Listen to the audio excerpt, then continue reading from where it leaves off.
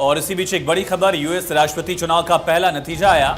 डिक्सविले notch में पड़े वोटों की गिनती हुई। कमला हैरिस और डोनाल्ड ट्रंप को मिली 3-3 वोट।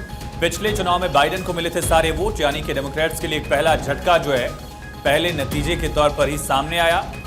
जहां 6 के 6 वोट पिछली बार जो बाइडेन को मिले थे, डेमोक्रेट्स को मिले थे, इस बार इसमें 3 वोट डेमोक्रेट्स को और 3 वोट डोनाल्ड ट्रंप को मिले हैं, रिपब्लिकन्स को मिले हैं। यानी कि एक बड़ा झटका डेमोक्रेट्स के लिए पहले नतीजे के तौर पर यूएस राष्ट्रपति चुनाव का पहला नतीजा आ गया है। डिक्सविले नॉच में पड़े वोटों की गिनती हुई और यूएस राष्ट्रपति चुनाव का पहला नतीजा आया।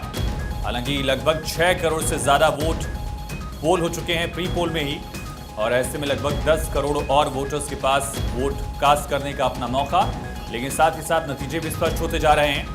और इस बीच जानकारी ये मिल रही है कि जो पहला नतीजा आया है, पिछली बार 6 वोट जो हैं वो डेमोक्रेट्स को मिले थे, इस बार 3 वोट डेमोक्रेट्स को और 3 वोट रिपब्लिकन्स को मिला है। डिक्सविले नॉच में पड़े वोटों की गिनती हुई और एक बड़ा झटका डेमोक्रेट्स के लिए कहा जा सकता है। पिछले चुनाव में बाइडेन को मिले थे सारे वोट, 538 सीटें एक तरह से हैं, 438 इलेक्टेड और 100 सीनेट के मेंबर्स। और ऐसे में जो भी पार्टी 270 सीटों पर जीत हासिल कर लेती है, 270 मेंबर्स को जीत लेती है, ऐसे में उसके पास अगला राष्ट्रपति बनने का मौका होगा उस उम्मीदवार के पास।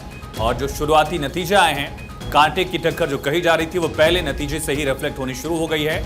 कमला हैरिस और डोनाल्ड ट्रंप दोनों को 3-3 वोट मिले, लेकिन दिक्कत और चुनौती डेमोक्रेट्स के लिए यहाँ इस वजह से क्योंकि पिछली बार इस जगह 3-3 वोट जो इस बार दिख रहे हैं वो पूरी तरह से डेमोक्रेट्स के लिए थे। डिक्सविले वॉच में यह आंकड़ा 6-0 का पिछली बार था।